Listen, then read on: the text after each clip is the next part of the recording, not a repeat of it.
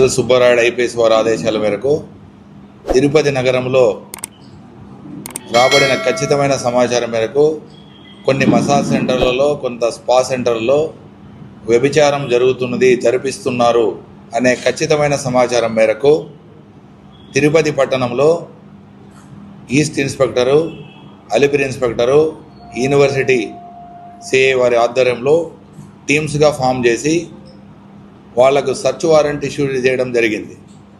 దాని మీద తిరుపతి నగరంలో నడుస్తున్న స్పా సెంటర్ల పైన దాడి చేయడం జరిగింది.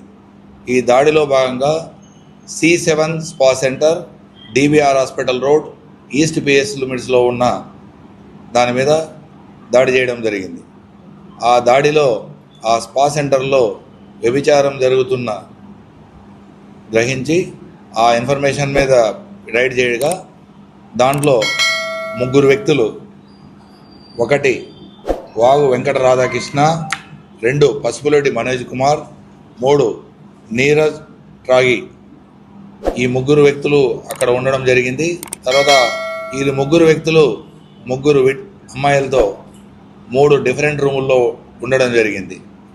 అలాగే రిసెప్షన్లో మేనేజర్ మనీషా అనే అమ్మాయి ఉంది. వీళ్ళందరినీ ప్రత్యక్షంగా చూసి రైడ్ చేయడం జరిగింది మహేష్ రెడ్డి వారి ఆధ్వర్యంలో.